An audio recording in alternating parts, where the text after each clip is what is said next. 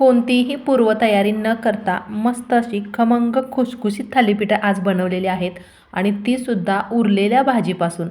खूप छान होतात, झटपट होतात. त्यामुळे व्हिडिओ अजिबात स्किप करू नका, संपूर्ण पहा. आणि सगळ्यात महत्त्वाचं म्हणजे थालीपीठं थापून घेताना कपड्यावरती न थापता असे तव्यामध्ये मी थापून घेतलेले आहेत. त्यामुळे तर आणखीनच चवदार होतात. चला तर पटकन मग याची रेसिपी पाहूया. नमस्कार, खमंग मराठमोळी चव या आपल्या रेसिपी चॅनलमध्ये पुन्हा एकदा तुम्हा सर्वांचं अगदी मनापासून स्वागत करते. बऱ्याच वेळेला आपल्या जेवणातील डाळ, भाजी किंवा वरण शिल्लक राहिलेलं असतं आणि अशा वेळेला काय करायचं असा प्रत्येक गृहिणीला प्रश्न पडलेला असतो. अन्न वाया जाऊ नये यासाठी आपली नेहमीच धडपड चालू असते. चला तर मग आज पटकन तुम्हाला ही रेसिपी बनवून दाखवते. रात्रीच्या जेवणातील आमटी शिल्लक आहे, चांगली घट्ट डाळीची आमटी आहे. त्यामुळे म्हटलं मस्त असं गरम गरम थालीपीठ बनवून खाऊया. नाश्त्यासाठी होईल किंवा जेवणासाठी होईल. एका पसरट ताटामध्ये सगळी डाळ मी काढून घेतली. तर इथे पहा, थोडीशी कच्ची कोथिंबीर घेतली. कोथिंबीर स्वच्छ धुवून बारीक चिरून घ्यायची. भाजी बनवताना बघा, यामध्ये आपण सगळे मसाले वगैरे घातलेले असतात. त्यामुळे इथे जास्ती मसाल्याचा सुद्धा मी वापर करणार नाही. थोडीशी कोथिंबीर चिरून यामध्ये घातली. आणखीन एक महत्त्वाचं, थालीपीठामध्ये जर तुम्हाला कांदा आवडत असेल तर थोडासा कांदा पण यामध्ये चिरून घालू शकता. मस्त चव लागते एकदम. यामध्ये पीठ मिक्स करायचे. तर सुरुवातीला मी गव्हाचं पीठ घेते. थोडासा चिकटपणासुद्धा आला पाहिजे, त्यामुळे अर्धीच वाटी इथे मी गव्हाचं पीठ वापरते. त्यानंतर बाजरीचं पीठ अर्धी वाटी घेतले आणि ज्वारीचं पीठ मात्र 1 वाटी घेतलेलं आहे. तर इथे मी बेसन पिठाचा वापर केला नाही, कारण ही डाळीचीच आमटी असल्यामुळे बेसन पीठ वापरलेलं नाही. अगोदर हे सगळं मी असंच मिक्स करून घेते आणि जर का हे खूप पातळ वाटलं तर वरून थोडंसं पीठ अजून घालावं लागेल किंवा जास्ती घट्ट वाटलं तर पाणीसुद्धा घालावं लागेल. अगदी थोडंसं चवीनुसार मीठ घातलं आणि आता हे मळून घेते. या अगोदरसुद्धा आपल्या चॅनेलवरती शिळ्या भातापासून, भाजीपासून बरेच असे वेगवेगळे नवीन नवीन पदार्थ मी तुम्हाला बनवून दाखवलेले आहेत. त्याचबरोबर नवीन, जुन्या, पारंपरिक अशा बऱ्याच वेगवेगळ्या प्रकारच्या रेसिपीसुद्धा आपल्या चॅनेलवरती तुम्हाला पाहायला भेटतील. आणि आणखीन एक छोटीशी विनंती आहे, व्हिडिओ थोडासा जरी आवडला तर प्लीज लाईक, शेअर आणि आपल्या चॅनेलला सबस्क्राईब करायला मात्र अजिबात विसरू नका. पिठाचा गोळा मळून तयार आहे. वरून थोडंसं तेल लावायचं आहे. पीठ मळताना जास्ती पण घट्ट मळायचं नाही आहे आणि पीठ मळल्या मळल्या लगेचच थालीपीठं थापायला घ्यायची. जास्त वेळ जर मळून ठेवलं तर नंतर खूप पीठ पातळ होण्याची शक्यता असते. तव्याला तेल लावून घ्यायचं आहे. सगळ्या तव्यावरती तेल पसरून घ्यायचं आहे. थालीपीठ मी कपड्यावरती न थापता तव्यामध्येच थापून घेते, त्यामुळे अगोदरच तव्याला तेल लावून घेतलं. खूपच पातळ न बनवता जाड थालीपीठ बनवते, त्यासाठी पीठ जरासं जास्तच घेतले. हातामध्ये घेऊन असा गोल गरगरीत गोळा बनवून तव्यामध्येच असं थोडंसं प्रेस करायचं आहे.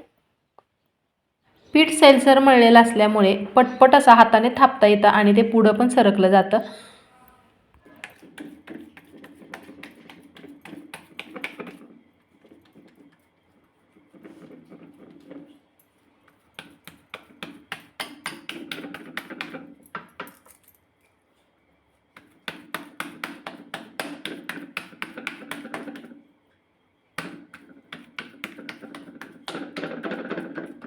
आता तुम्हाला मात्र इथे असा प्रश्न पडला असेल की सुरुवातीचं थालीपीठ तवा थंड असल्यामुळे अगदी व्यवस्थित तव्यामध्ये थापता आलं, पण दुसरं थालीपीठ कसं थापून घ्यायचं हे सुद्धा मी तुम्हाला पुढे सांगणारच आहे. त्यामुळे व्हिडिओ अजिबात स्किप करू नका, संपूर्ण पहा.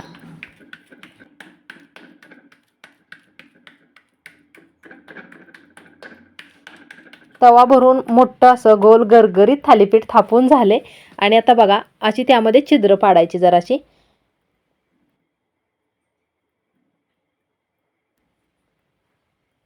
म्हणजे जर चिटकायला लागलं तर वरून थोडं थोडंसं तेल सोडता येतं, पण शक्यतो तेलाची काही आवश्यकता नाही. सुरुवातीलाच तव्याला आपण तेल लावलेलं आहे.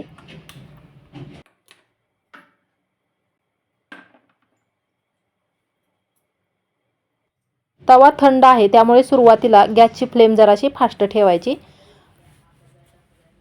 आणि नंतर मग थोड्या वेळाने गॅस कमी करायचा आहे. आता यावरती पॅक बसेल असं झाकण ठेवायचं आहे आणि चांगलं एक 3-4 मिनटं तरी हे वाफवून घ्यायचे.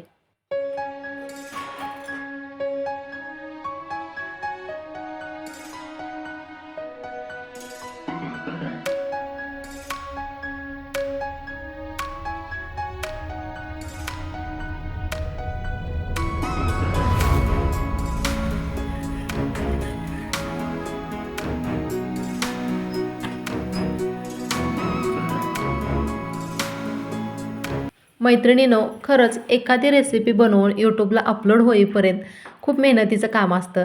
व्हिडिओ थोडासा जरी तुम्हाला आवडला तर प्लीज लाईक आणि आपल्या चॅनेलला सबस्क्राईब करायला अजिबात विसरू नका. खरंच नवीन यूट्यूबरसाठी तुमचा एक सबस्क्राईबसुद्धा खूप मोलाचा ठरतो.